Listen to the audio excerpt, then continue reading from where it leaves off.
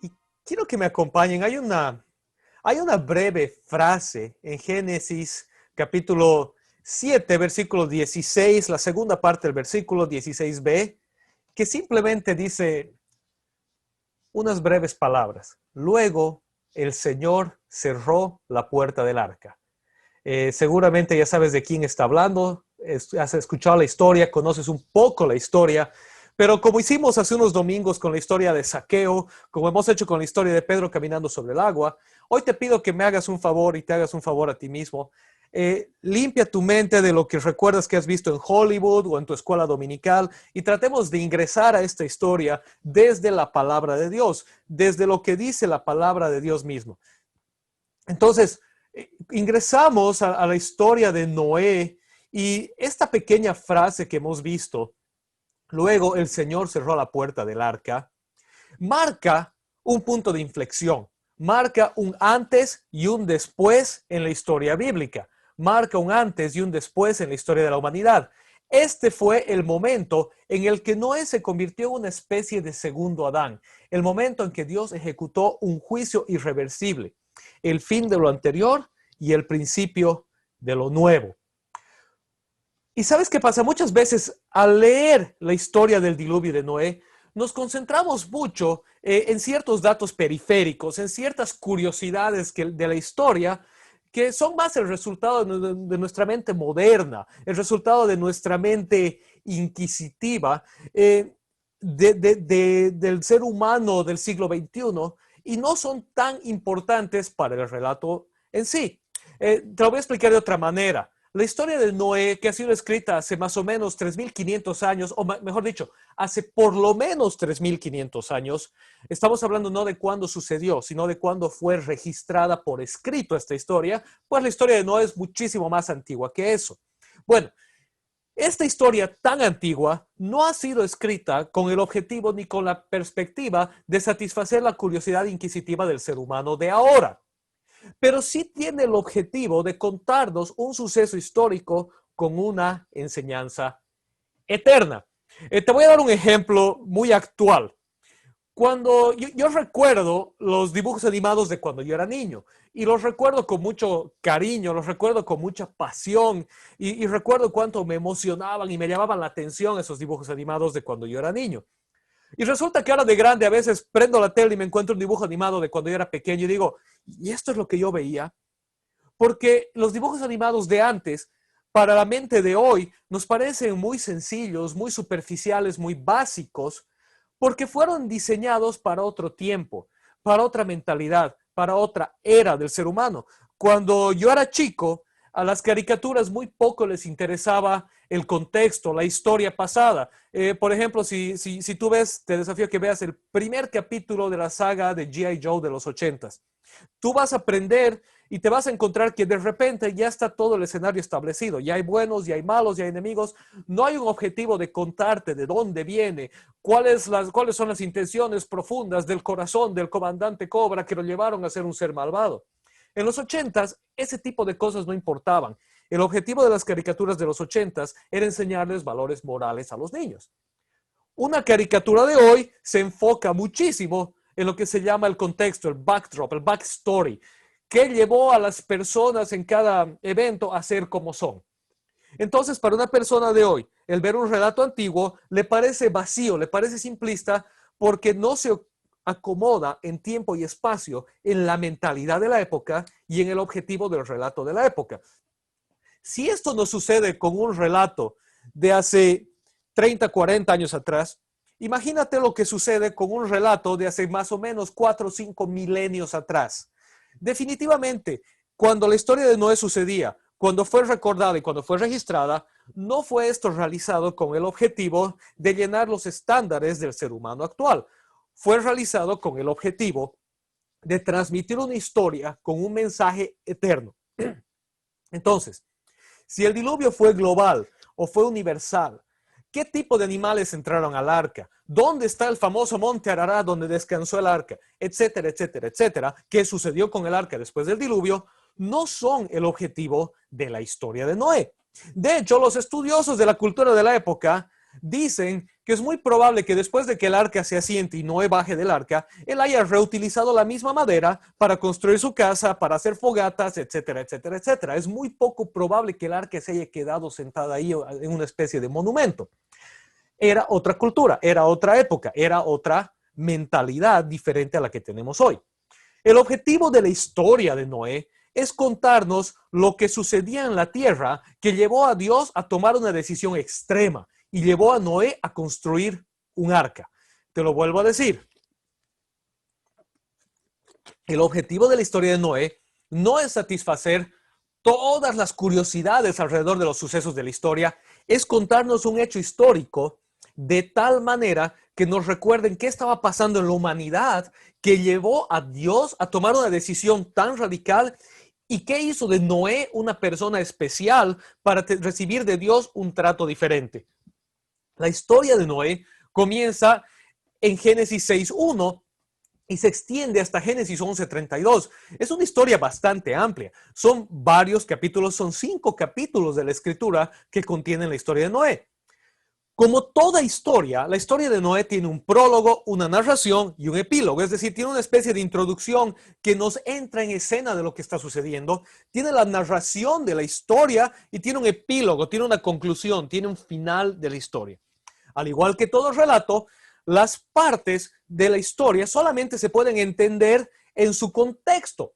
No se puede entender un pedazo de la historia de Noé sin prestar atención a todo el contexto del relato de Noé.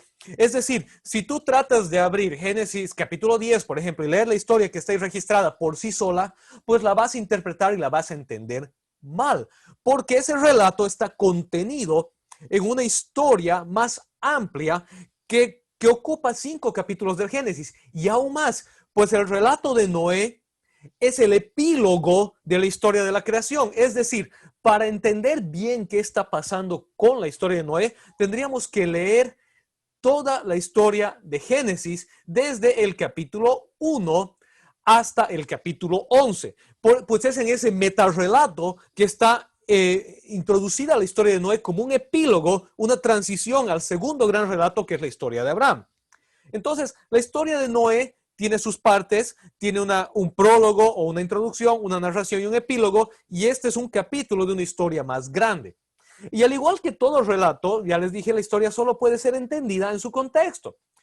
Como cualquier historia que uno cuenta, el autor de la historia escoge con mucho cuidado el material que nos quiere contar, escoge qué detalles incluir y cuáles no. El autor de la historia de Noé escoge también aquello que desea dejar ambiguo y envuelto en misterio. ¿Sabes qué es lo interesante de este relato? El autor del relato de la historia de Noé es el Espíritu Santo mismo de Dios. ¿Qué quiere decir esto? Que hay un suceso histórico. Hay un suceso histórico de Noé, del arca, del diluvio. Y este suceso histórico es recordado y es transmitido de generación en generación y es luego registrado por Moisés. Y el relato registrado por Moisés se pasa de generación en generación entre los israelitas y nos llega a nosotros hoy, inspirado por el Espíritu Santo, quien es tanto el autor material, es decir, el Espíritu Santo de Dios es el que genera el diluvio, escoge a Noé y genera el relato histórico, como también el autor intelectual del relato que nos llega. Entonces, el Espíritu Santo escoge qué registrar y qué dejar en la ambigüedad y en el misterio. No tenemos todos los detalles de la historia. Tampoco tenemos el tiempo hoy de ver la historia completa de Noé. No tenemos el tiempo de leer los primeros 11 capítulos de Génesis, ni siquiera los capítulos 6 al 11. Hoy nos vamos a concentrar solamente en 2 pedacitos de la historia de Noé, en el prólogo y en el primer acto. Vamos a ver cómo introduce la Biblia la historia de Noé y qué sucede en el primer acto de la historia de Noé. ¿Qué sucede, si quieres, así en la introducción y el capítulo 1 de la historia de Noé? Nos vamos a hacer 3 preguntas importantes. La primera, ¿qué llevó a Dios a decretar un juicio tan severo sobre la humanidad? ¿Qué hizo que en este momento de la vida de Noé Dios decida ejecutar un juicio definitivo sobre la humanidad en forma de un diluvio? Número 2, ¿qué hizo de Noé una persona especial de tal manera que escapara de ese juicio? ¿Por qué ese juicio de Dios decretado sobre toda la humanidad no se ejecuta sobre Noé? Y número 3, la pregunta más importante, ¿qué lecciones podemos aprender de este pedazo de la historia de Noé? ¿Qué lecciones nos enseñan la introducción y el primer capítulo, el prólogo y el primer acto de la historia de Noé? Bueno, el epílogo se encuentra contenido en 8 versículos de la Biblia. Génesis capítulo 6, versículos 1 al 8, introducen lo que va a suceder.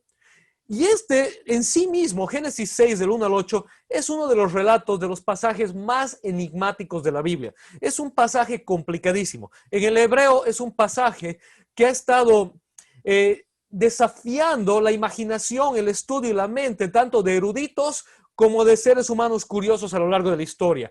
Es un pasaje que contiene un relato que realmente fascina la mente del ser humano y lamentablemente mucha gente indocta ha utilizado su imaginación para sacar unas conclusiones descabelladas y la gente erudita se ha encontrado siempre con enigmas que no puede resolver al respecto. Leamos estos primeros 8 versículos de Génesis capítulo 6, el epílogo, la introducción de la historia de Noé. Génesis 6 del 1 al 8. Cuando los seres humanos comenzaron a multiplicarse sobre la tierra y tuvieron hijas, los hijos de Dios vieron que las hijas de los seres humanos eran hermosas. Quiero hacer una pausa aquí, estoy leyendo de la versión NBI y en este caso la NBI tiene una traducción un poquito lamentable porque por usar un lenguaje un poco más inclusivo, la NBI utiliza los seres humanos. Cuando los seres humanos comenzaron a multiplicarse, los hijos de Dios vieron que las hijas de los seres humanos eran hermosas. Pero la palabra que está por detrás de esto en el hebreo es la palabra Adam. Y como hemos mencionado en mensajes anteriores, la palabra Adam puede referirse tanto a los seres humanos como al hombre de sexo, como a la persona Adam en particular. En este caso se está refiriendo específicamente a los varones. Está diciendo que los varones empezaron a procrear obviamente con las mujeres. Entonces sí, obviamente está hablando de la humanidad. Pero para entender un poco el relato hay que entender que cuando dice que los hombres empezaron a multiplicarse y tuvieron hijas, y los hijos de Dios vieron a las hijas que los hombres eran hermosas. Las hijas de los hombres eran hermosas. Entonces tomaron como mujeres a todas las que desearon. Pero el Señor dijo, mi espíritu no permanecerá en el ser humano para siempre, porque no es más que un simple mortal. Por eso vivirá solamente 120 años. Al unirse los hijos de Dios con las hijas de los hombres y tener hijos con ellas, nacieron gigantes, que fueron los famosos héroes de antaño. A partir de entonces hubo gigantes en la tierra. Al ver el Señor que la maldad del ser humano en la tierra era muy grande y que todos sus pensamientos tendían siempre a hacer el mal, se arrepintió de haber hecho al ser humano en la tierra y le dolió en el corazón. Entonces dijo, voy a borrar de la tierra al ser humano que he creado y haré lo mismo con los animales, los reptiles y las aves del cielo. Me arrepiento de haberlos creado. Pero Noé contaba con el favor del Señor. Ok, este interesante relato nos cuenta algo así. Nos cuenta que los hombres comenzaron a multiplicarse y empezaron a tener hijas. Y estas hijas llamaron la atención de unos seres, de los hijos de Dios. Literalmente la Biblia en este punto en el hebreo habla de los hombres y los hijos de Dios. Entonces los hombres empezaron a ver con lujuria a las hijas de Dios, los hijos de Dios empezaron a ver con lujuria a las hijas de los hombres. Y estos hijos de Dios, al ver con lujuria a las hijas de los hombres, empezaron a tener relaciones sexuales con ellas y empezaron a tener hijos con ellas. Y estos hijos son lo que dice aquí gigantes. Y esa palabra gigantes es una traducción de un vocablo hebreo que es nefilim. Esta palabra nefilim puede significar muchas cosas. Puede significar gigantes, personas de renombre, puede significar héroe, puede significar demasiadas cosas. Puede significar tanto un gigante en tamaño, un hombre monstruoso, como puede significar también un hombre de gran renombre, un hombre de gran proeza, un hombre de gran fuerza. Es una palabra bastante compleja. Entonces, todo este relato, lo podemos encarar desde dos perspectivas. La perspectiva desde la que normalmente lo encaramos, la perspectiva del curioso, de tratar de resolver el enigma, o lo podemos encarar desde la perspectiva del aprendizaje. ¿Cuál es el mensaje que Dios nos quiere enseñar de este relato? Ahora, eso no quiere decir que no sea un relato histórico. Este relato es el recuento de algo que sucedió en la historia de la humanidad. Pero como les decía al principio, el autor de este relato, el Espíritu Santo, deja algunas cosas en la ambigüedad de manera intencional, pues no está el Espíritu Santo enfocado en que nosotros resolvamos grandes enigmas, sino que está enfocado en que nosotros obtengamos el mensaje espiritual, el mensaje que Él nos quiere dar de este relato. Pero para satisfacer la curiosidad de algunos y que no digan, el pastor no nos quiere responder las preguntas, vamos a brevemente tocar la parte curiosa, la parte de la curiosidad en este relato. Y la parte de la curiosidad en este relato nos deja con tres preguntas obvias. ¿Quiénes son los hijos de Dios de los que aquí habla? ¿Quiénes son las hijas de los hombres? ¿Y quiénes son los gigantes? ¿De quién está hablando cuando nos dice que los hijos de Dios vieron con lujuria a las hijas de los hombres y tuvieron relaciones sexuales con ellas y les nacieron gigantes? ¿Quiénes son estas personas? ¿Quiénes son estos gigantes? Bueno, como les dije anteriormente, estas preguntas no tienen respuesta. No hay una respuesta definitiva y no hay manera de dar una respuesta definitiva a estas preguntas. ¿Por qué? Porque son preguntas que el autor ha dejado en la ambigüedad de manera intencional. Eso no ha evitado que desde tiempos inmemorables los estudiosos bíblicos hayan tratado de solucionar esto. Ya desde tiempos antes de Jesús, ya desde las épocas del viejo Israel, se trataba de resolver estas historias. La literatura intertestamentaria, la literatura que se escribe en los años entre el Antiguo y el Nuevo Testamento, se enfoca mucho en este tipo de curiosidades. Y la literatura cristiana a lo largo de la historia, desde el siglo I hasta el presente, ha tratado de resolver estas preguntas. Hay tres escuelas, tres propuestas que se sostienen para resolver estas preguntas. La primera, los hijos de Dios a los que hace referencia son alguna clase de seres sobrenaturales, tradicionalmente ángeles caídos. Las hijas de los hombres eran seres humanos. El pecado fue el matrimonio entre dos seres diferentes que transgrede el orden de Dios. Entonces, la primera opción que se plantea es esta. Los hijos de Dios se refiere a seres espirituales, a seres celestiales, a seres sobrenaturales, a ángeles caídos que vieron a las hijas de los hombres con lujuria, las vieron hermosas y se unieron con ellas en relaciones sexuales y les nacieron unos seres que eran unos seres aberrantes a Dios, pues iban en contra del diseño original de Dios. La segunda propuesta es que los hijos de Dios son el linaje piadoso de Set. Adán y Eva tuvieron a Caín y Abel. Caín mató a Abel y después de ellos tuvieron un tercer hijo que se llama Set. Entre paréntesis, si tú lees bien el relato de Génesis, Adán y Eva tuvieron una cantidad enorme de hijos, pero su tercer hijo fue Set. Su hijo Set es de aquel del cual desciende el linaje piadoso en la Biblia, del cual después nace el pueblo de Israel, del cual termina naciendo Jesús mismo. Ok, entonces se dice que los hijos de Dios hacen referencia a los descendientes de Set y las hijas de los hombres son las descendientes de Caín. Entonces los hijos de Set, que supuestamente servían a Dios, se enamoran de las hijas de Caín, que eran contrarias a Dios, y el pecado es el matrimonio o el sexo entre los que siguen a Dios y los que no siguen a Dios. Esa es la segunda opción. La tercera opción es que los hijos de Dios son gobernantes. Está hablando de los hombres poderosos, de los hombres que reinaban sobre la tierra. Y las hijas de los hombres son mujeres comunes. Entonces dice que los gobernantes, los seres poderosos, ven a las mujeres con lujuria y empiezan a tomar a muchas mujeres para sí mismos. Y el pecado es la opresión y la poligamia, pues estos hombres poderosos empiezan a forzar a las hijas de los hombres comunes a acostarse con ellos. Estas son las tres opciones. No hay manera de resolverlas. Tú puedes leer cientos, miles de páginas al respecto que defienden una y atacan la otra. La primera opción es la que ha sido históricamente más aceptada, tanto por la tradición judía como por los intérpretes cristianos. Es decir, la opción de que los hijos de Dios hacen referencia a seres sobrenaturales y las hijas de los hombres hacen referencia a mujeres humanas y el pecado es la interrelación sexual entre estas dos especies diferentes. Esta opción se apoya en relatos como los que hallamos en el libro de Judas, capítulo 1 en la Biblia. No estamos hablando del falso evangelio de Judas. Si tú abres tu Biblia y vas casi al final, justo antecitos de Apocalipsis, vas a ver que hay una epístola de Judas. Ese Judas no es Judas el traidor, no es Judas Iscariote, es Judas el hermano del Señor. Bueno, él relata una historia que hace referencia a esto. También en 2 de Pedro, capítulo 2, encontramos un relato que hace referencia a esto y que nos habla de que los seres angelicales caídos fueron contra Dios y tuvieron lujuria con las hijas de los hombres y por eso Dios los encerró en prisiones eternas.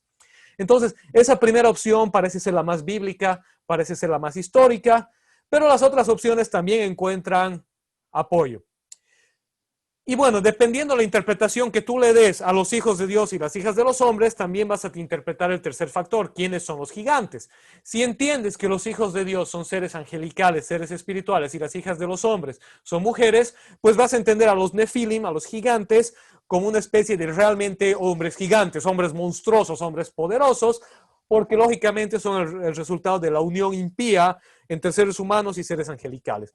Si entiendes a los hijos de Dios como seres humanos comunes y corrientes, pues vas a resolver que los gigantes, los nefilim, no eran hombres literalmente gigantes, sino que se hace referencia a hombres poderosos, a hombres tiranos, a hombres malvados. Todo esto, para los curiosos, resulta en nada. A veces le dedicamos horas de estudio, le dedicamos miles de páginas de lectura para resolver este enigma que nos deja en nada. Siempre vamos a regresar a estas tres opciones y vamos a tener que levantar las manos y decir la verdad es que no sabemos quiénes eran. Esa es la realidad. Y el que viene y te dice que sí sabe, en otras palabras, te está diciendo que no sabe. Cualquiera que se para firme en una roca y dice, esta es la respuesta absoluta a este interrogante, es alguien que te dice que en su vida ha abierto un libro propio de teología, porque todo teólogo que se respeta a sí mismo te va a decir, esta es mi postura, esta es mi propuesta, pero la verdad este es un misterio que no tiene resolución. Sacando de en medio las interrogantes y las curiosidades, pues podemos entrar a la perspectiva del aprendizaje. ¿Qué nos enseña este relato? ¿Qué nos enseña este relato de Génesis capítulo 6? Y para entender un poco más qué nos enseña este relato, vamos a leer un poquito más. Vamos a leer los siguientes 4 versículos. Hemos leído Génesis 6 del 1 al 8, el epílogo, el prólogo, la introducción de la historia de Noé. Y ahora vamos a empezar a leer la primera parte del capítulo 1, del primer acto de la historia de Noé. Génesis 6 del 9 al 13. Esta es la historia de Noé. Noé era un hombre justo y honrado entre su gente. Siempre anduvo fielmente con Dios. Tuvo 3 hijos, Sem, Cam y Jafet. Pero Dios vio que la tierra estaba corrompida y llena de violencia. Al ver Dios tanta corrupción en la tierra y tanta perversión en la gente, le dijo a Noé, he decidido acabar con toda la gente, pues por causa de ella la tierra está llena de violencia. Así que voy a destruir a la gente junto con la tierra.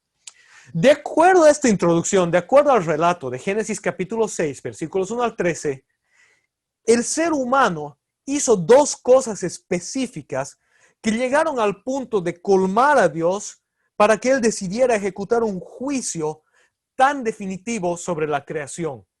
Tenemos que recordar en el relato de la creación que Dios creó la tierra para el hombre.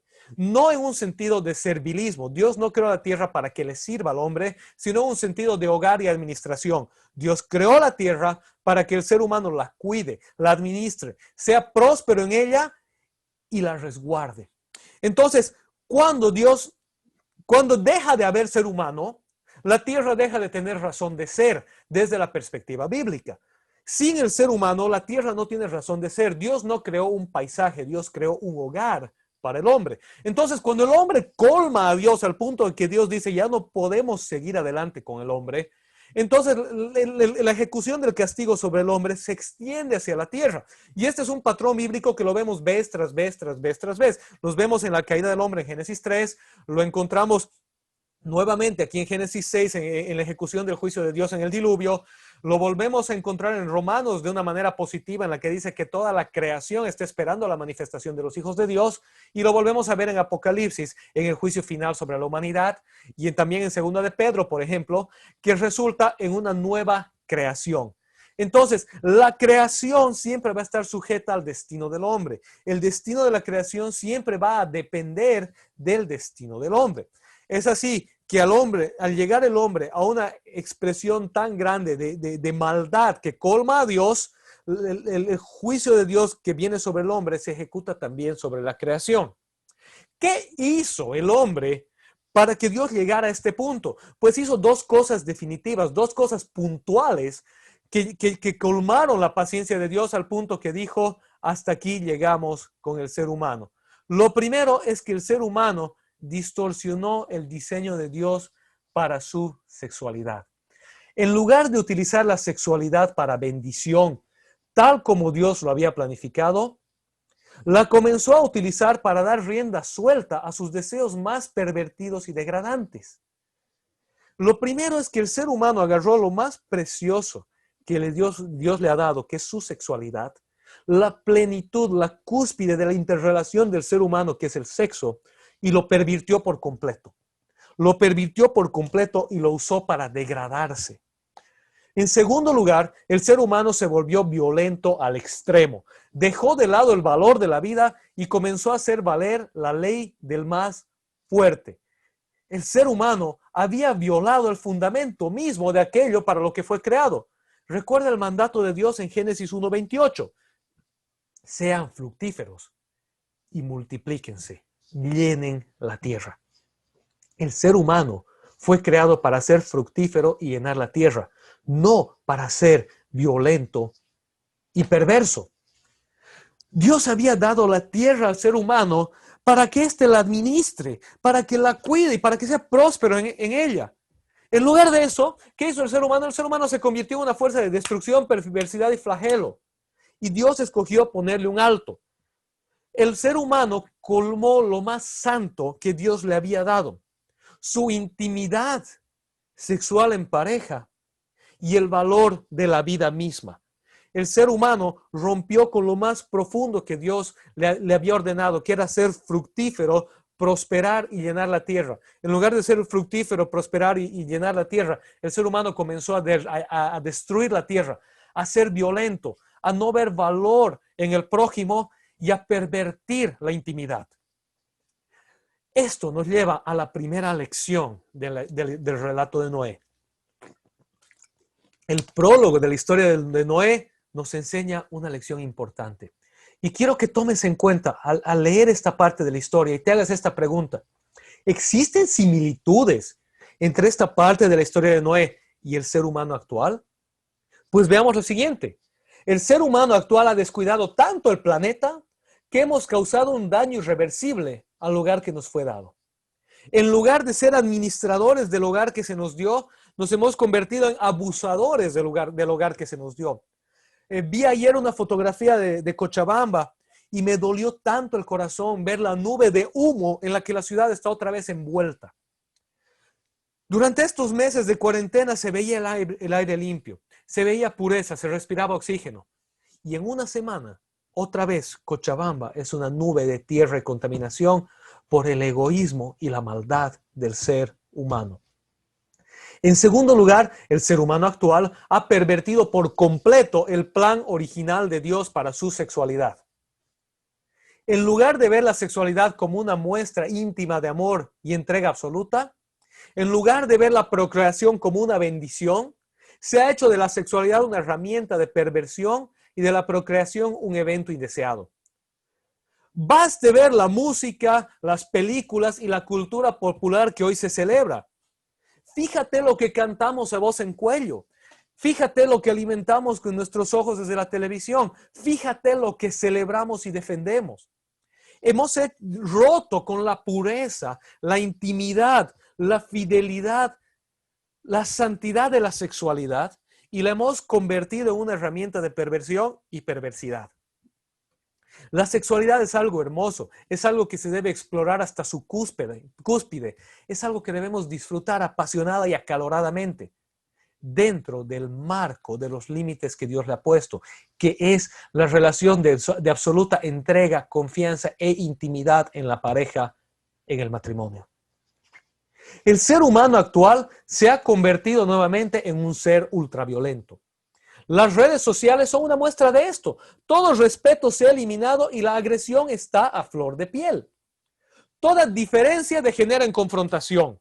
Y cada facción, cada tribu reclama la razón absoluta y está dispuesta a destruir al lado opuesto por todos los medios necesarios. El ser humano ha deshumanizado a las personas al punto de que la muerte, la tortura o la destrucción del adversario son vistos como métodos válidos a fin de ganar un argumento. Y es verdad. A fin de ganar un argumento, decir, mi lado tiene razón, entonces el otro es un intolerante, el otro es un malvado, el otro es un retrógrado, y empezamos a ponernos etiquetas, y empezamos a insultarnos, y empezamos a atacarnos, y empezamos a quemar lugares, a destrozar cosas, y a decir, mi ira es justificada, mi maldad es justificada, mi desenfreno es justificado, y aquel que es opuesto a mí no es humano como yo, y merece lo que le llegue. El ser humano ha llegado entonces al punto de esa perversidad que nos muestra el relato de la historia de Noé. Un ser humano lleno de odio, un ser humano que ha pervertido la sexualidad, un ser humano que ha descuidado el planeta que le fue dado como hogar, un ser humano que definitivamente ha deshumanizado al otro. Este era el mismo marco que estaba sucediendo en el relato de Noé, que colmó la paciencia de Dios, que llevó a Dios a ejecutar este juicio y decir, yo creé este planeta para el ser humano, pero el ser humano le ha dado la espalda por completo a todo aquello para lo cual yo lo creé. Y sin Dios, entonces ya no existe razón de ser.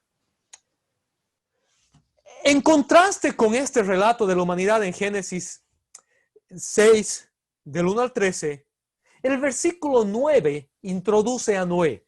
El versículo 9 nos presenta a Noé y Génesis 6:9 nos dice que Noé era diferente. Noé tenía algo especial. Génesis 6:9 nos dice que Noé era un hombre justo y honrado entre su gente. Siempre anduvo fielmente con Dios. Lo que continúa, los versículos 14 al 21 de Génesis 6 nos cuentan en detalle las instrucciones que Dios le dio a Noé. Y tú las conoces de memoria, las has escuchado muchas veces. Dios le dice que haga un arca porque iba a destruir la tierra con un diluvio, que en el arca iban a entrar él y su familia, que iba a llenarse de animales. Y Dios le da instrucciones detalladas a Noé acerca de cómo iba a construir el arca. Cada detallito, qué material usar, de qué tamaño hacerla, con qué pintarla, qué color ponerle. Todo detalle de los planos del arca Dios le da a Noé. Y entonces termina esta parte en Génesis 6:22 y retornamos a Noé. Génesis 6:9 introduce a Noé. Génesis 6 del 10 al 21 nos cuentan las instrucciones de Dios. Génesis 6:22 vuelve a describir a Noé y nos dice Génesis 6:22, y Noé hizo todo según lo que Dios le había mandado.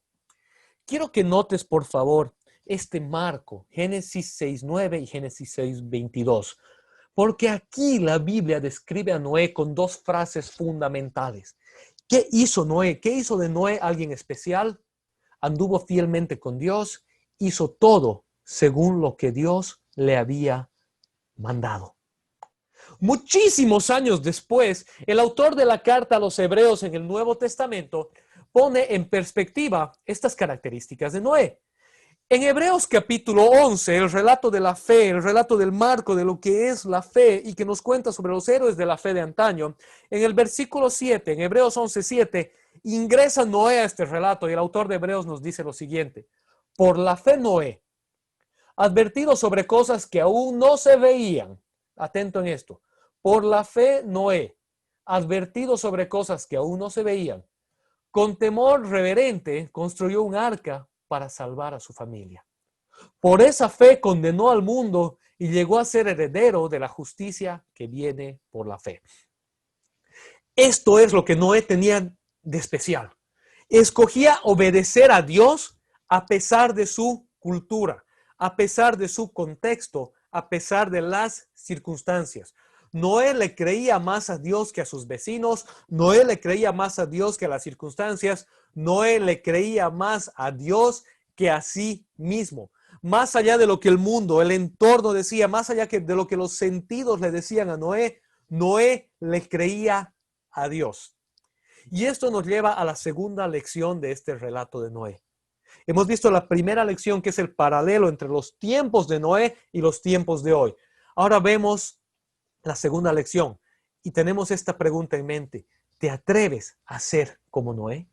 ¿Te atreves a ser como Noé? ¿Te atreves a decirle no a la cultura de hoy?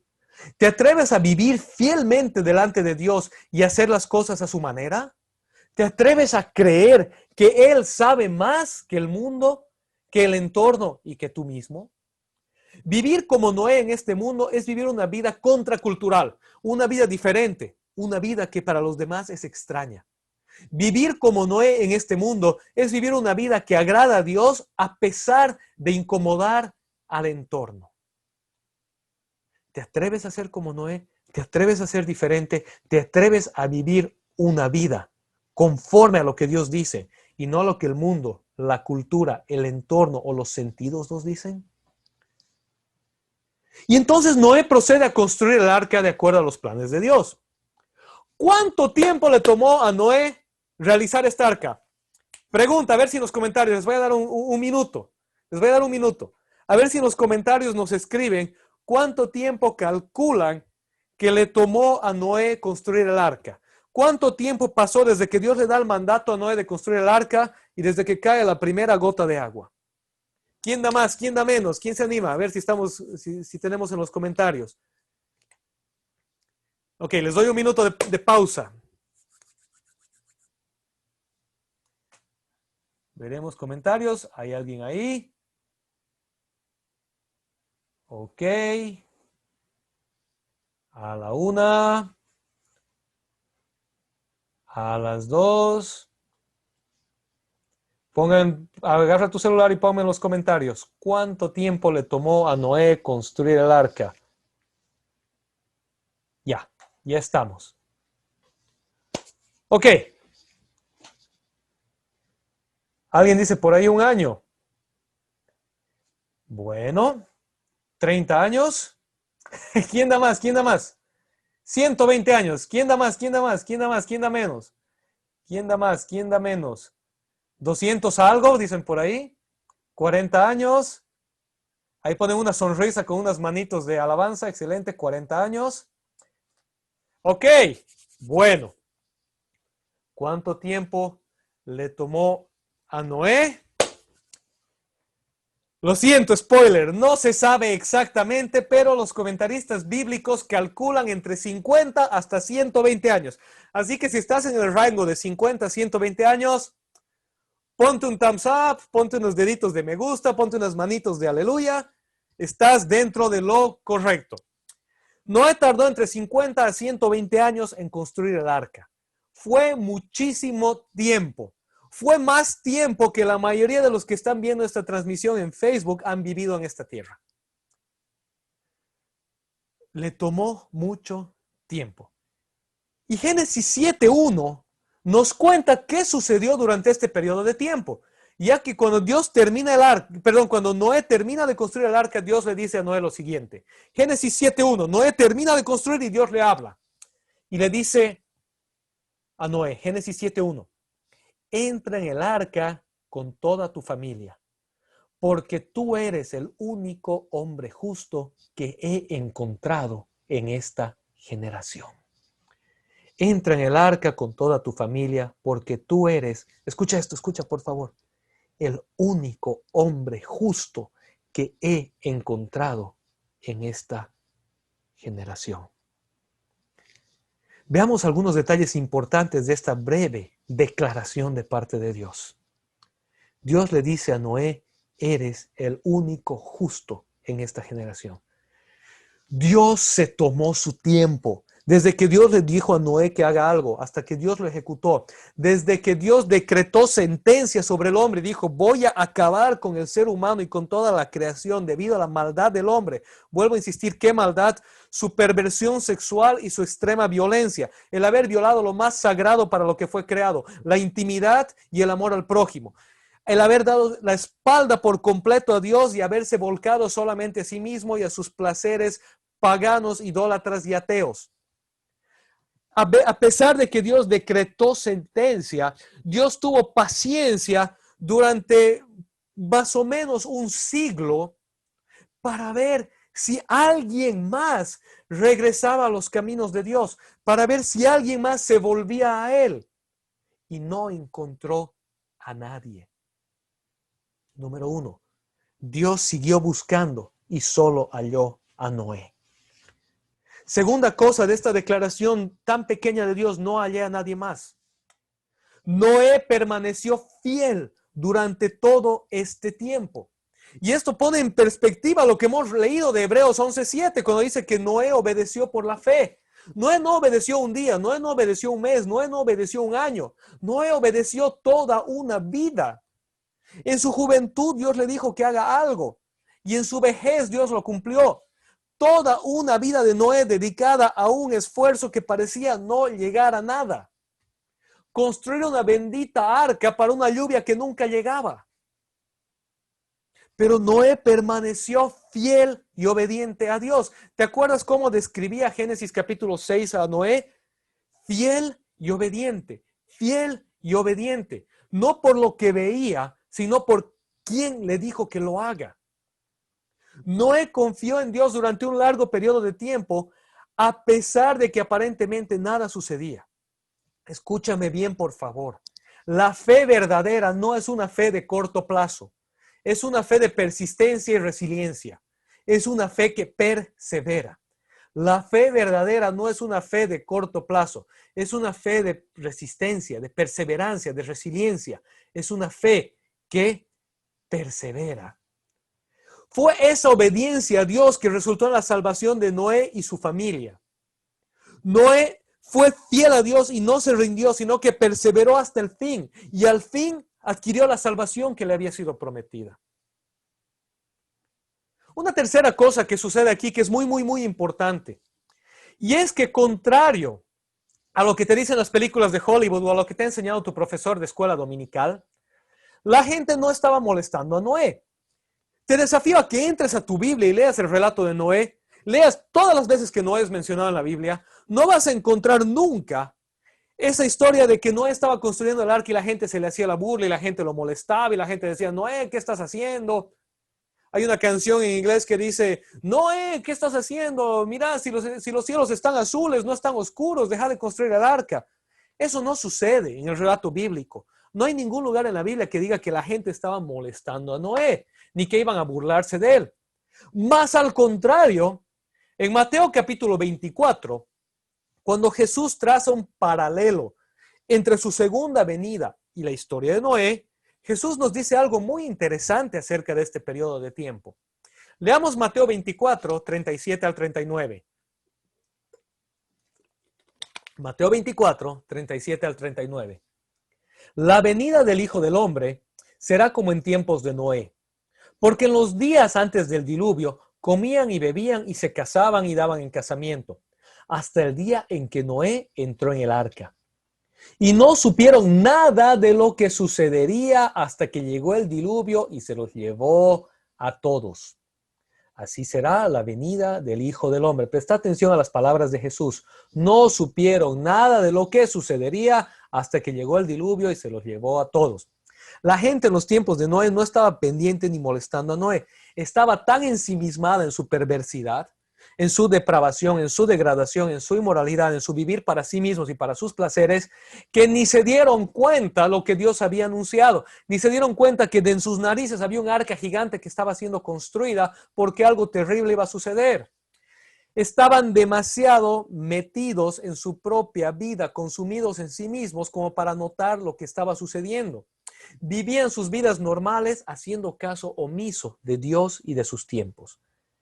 Pero el tiempo de Dios llegó y no hubo vuelta atrás. Lección número 3. Lección número 1, recuerden, paralelo entre los tiempos de Noé y los tiempos de ahora. Lección número 2, el desafío, ¿te atreves a ser como Noé? Lección número 3, la vida de Noé es un ejemplo para nosotros, porque las consecuencias que llegaron en los tiempos de Noé son las mismas consecuencias que llegarán para los seres humanos de hoy. Si bien Dios prometió no volver a destruir la tierra con diluvio, sí Dios prometió ponerle un alto a esta historia y reformar la tierra por completo, según segunda de Pedro, por fuego. Pero ese fuego es metafórico, no es literal, no vamos a entrar en ese tema hoy, por si acaso no quiere decir que como mandó diluvio de agua, ahora también va a mandar un volcán enorme de fuego, aunque es posible, nadie sabe, pero no ese es el punto. El punto es que las consecuencias finales de lo que Dios decretó en tiempos de Noé, Dios lo ha vuelto a decretar con Jesucristo alrededor de su segunda venida. Lección número 3.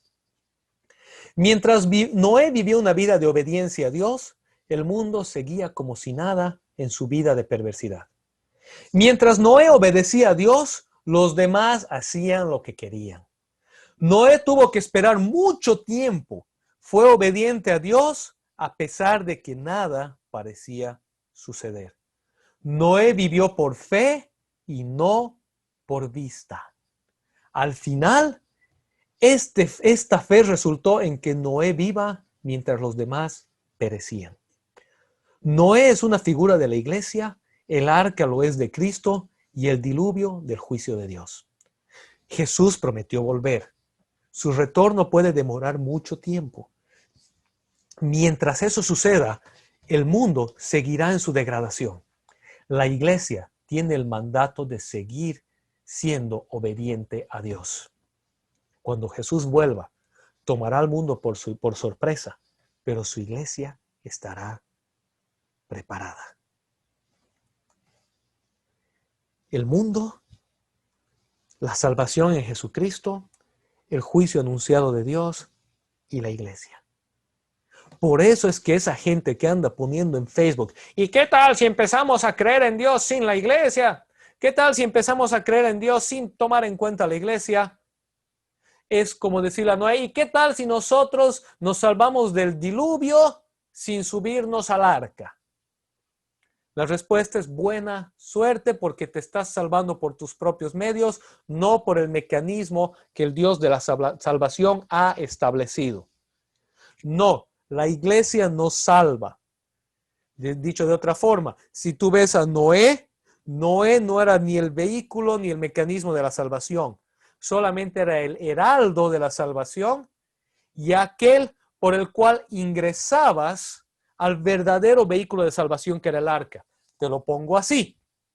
La iglesia no salva a nadie, pero la iglesia es la heredera del mensaje de la salvación y es el representante, el cuerpo de aquel que es la salvación misma, que es Jesucristo. La iglesia no como institución, no como rótulo, no como título, sino como la comunidad de aquellos que son llamados a ser de Jesucristo. La iglesia es la comunidad de los creyentes que han puesto su fe en Cristo. La iglesia es la comunidad de aquellos que se han subido al arca. Y para subir al arca tienes que estar en esa comunidad. La salvación es solamente por medio de Jesucristo, por la fe en Él y por creer en Él.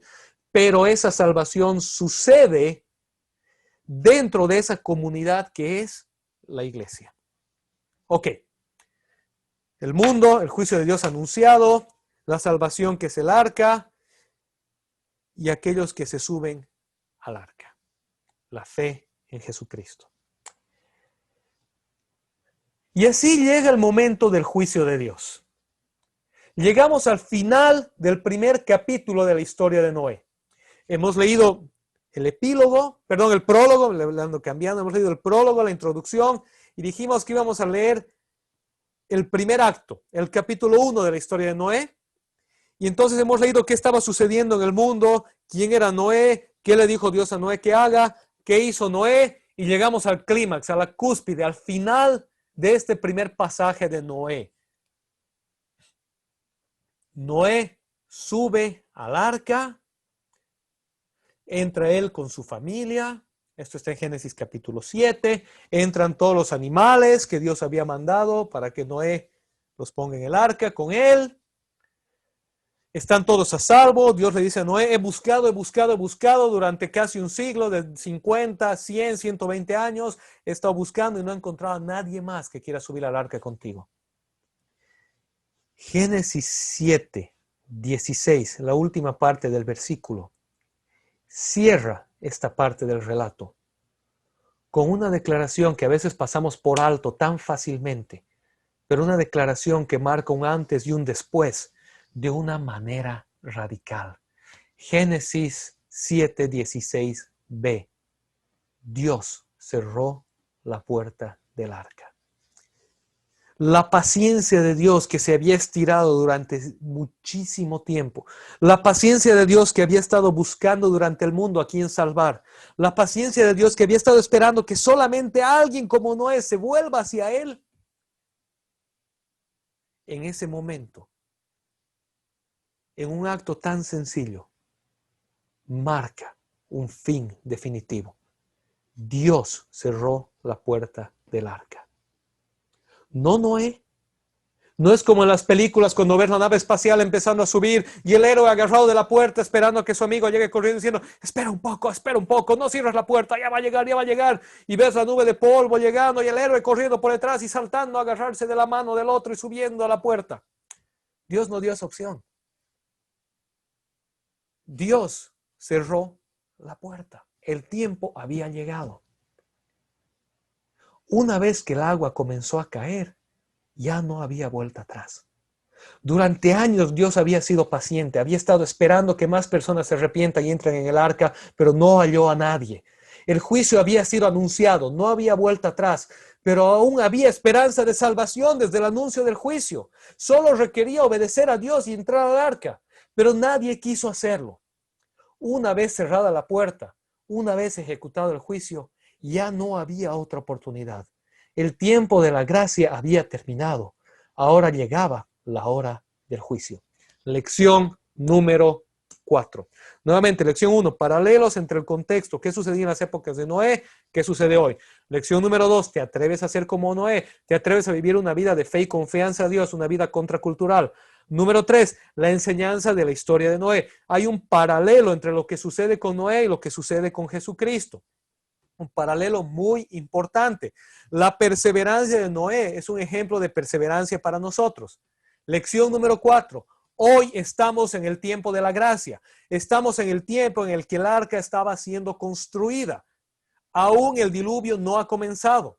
Al igual que en el tiempo cuando Noé construía el arca, hoy nosotros estamos en un periodo de gracia. El juicio de Dios ya ha sido anunciado en su palabra, pero aún no ha sido ejecutado. Dios sigue esperando con paciencia que más personas deciden subirse al arca de la salvación. En este caso, no es un arca de madera, es una persona. Su nombre es Jesús de Nazaret.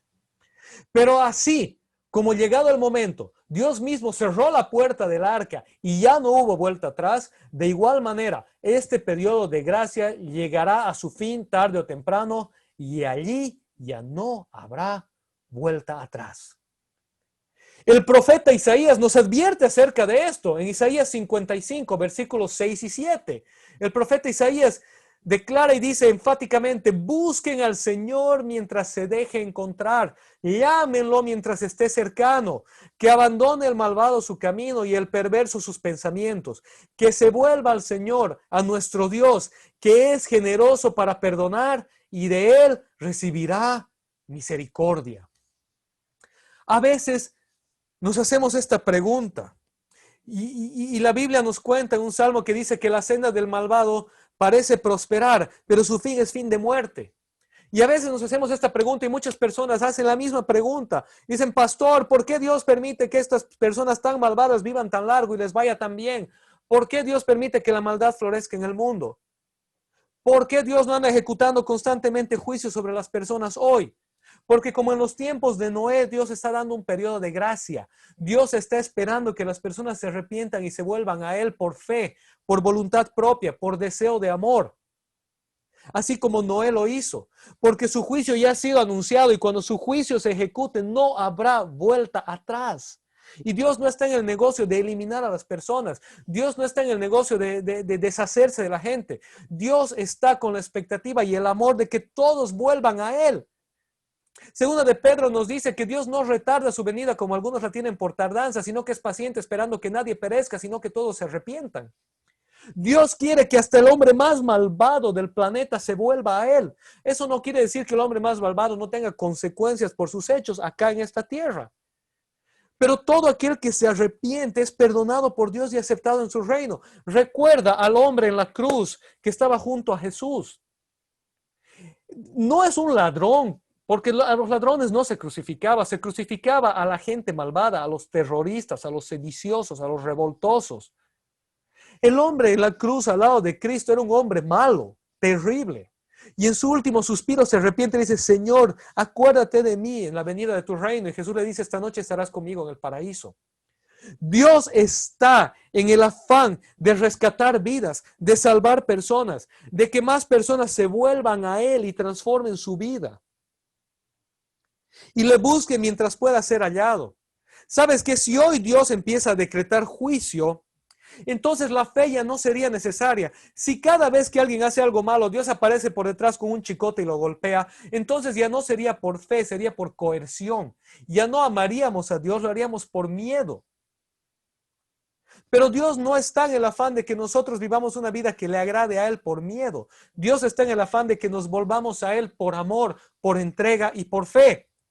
Y Apocalipsis nos cuenta del milenio, de ese milenio en el que Cristo gobernará con barra de hierro. Los profetas del Antiguo Testamento hablan de ese periodo. Después de que Jesús venga y ejecute su juicio, allí él gobernará con barra de hierro y ya no habrá opción de desobedecerle. Allí la obediencia será porque sí. Pero en este tiempo de gracia, Dios está pacientemente dando amor y esperando y diciéndote, vuélvete a mí, ven a mí, arrepiéntete de tu maldad, búscame mientras puedas ser hallado, mientras estés cercano. Abandona tu camino de maldad, abandona tus pensamientos de perversidad, vuélvete al Señor que es generoso para perdonar y recibe de Él misericordia. Y así llegamos a la conclusión. Hemos visto 4 lecciones importantes del prólogo y el primer acto de la historia de Noé. Y Dios cerró la puerta. Y concluimos con 4 pensamientos que te quiero dejar en mente. El tiempo para acercarnos a Dios es hoy. El tiempo para obedecerle es hoy.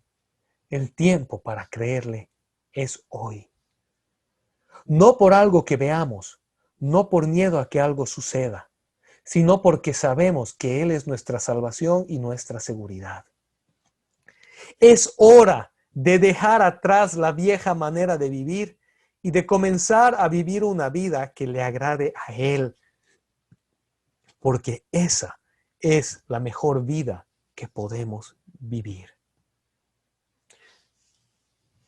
Puede parecernos tardanza, puede parecernos que 2000 años es mucho, que Jesús no vuelve, y puede que Jesús tarde otros 2000 años. Pero así como Dios prometió que iba un día a arrasar la tierra por un diluvio, y la única salvación era subiéndose al arca, y Él estuvo buscando más personas que tengan el deseo de hacerlo. Así hoy, en este periodo, entre la primera y la segunda venida de Jesús, Dios está diciendo, vuelve a mí, súbete al barco de la fe, ven, sé parte de mi cuerpo, ingresa a mi iglesia, sé parte de mi familia espiritual, entrégate a mí, deja tu vieja manera de vivir, deja de vivir como el mundo, deja de vivir en alianza con el mundo.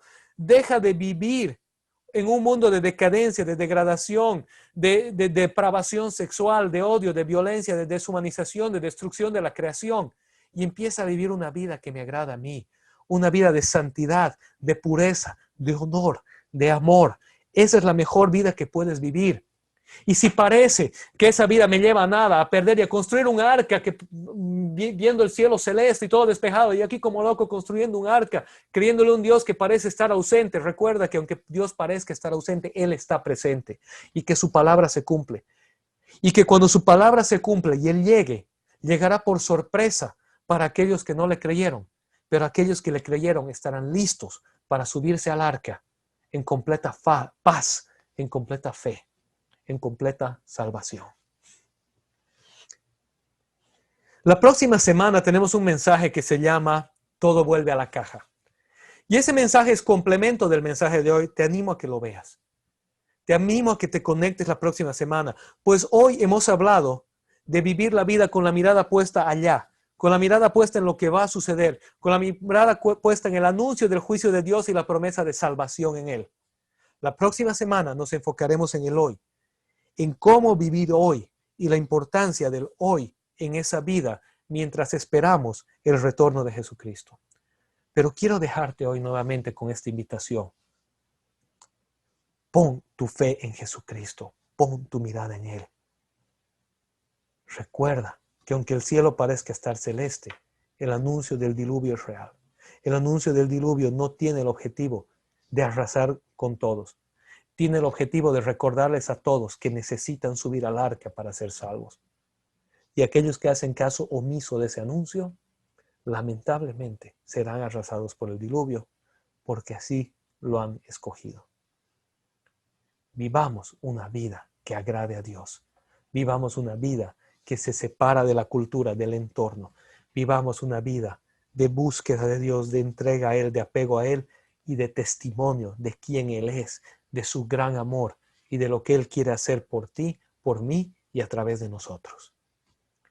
Espero que este mensaje haya sido de bendición para cada uno. Que Dios los bendiga, que tengan una hermosa semana, una semana llena del Señor. Recuerda que aunque las cosas están volviendo a la normalidad, todavía seguimos viviendo bajo la amenaza de este virus. Cuando salgas a la calle, usa tu barbijo, mantén distancia social, utiliza alcohol en gel, lávate siempre las manos. Ahora que ya hay más interacción social, ten cuidado en tus interacciones sociales, cuidémonos los unos a los otros.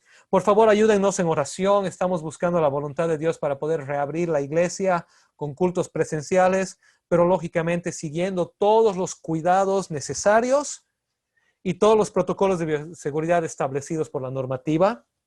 Estén atentos a los anuncios. También la alabanza está preparando un evento muy, muy especial, así que estén atentos a los anuncios en nuestras redes sociales. Se vienen cosas muy lindas.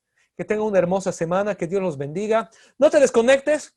Tenemos un saludo de despedida y tenemos también un par de anuncios especiales. Así que conmigo hasta la próxima semana. Que tengan una hermosa y bendecida semana. Gracias. Hasta la próxima.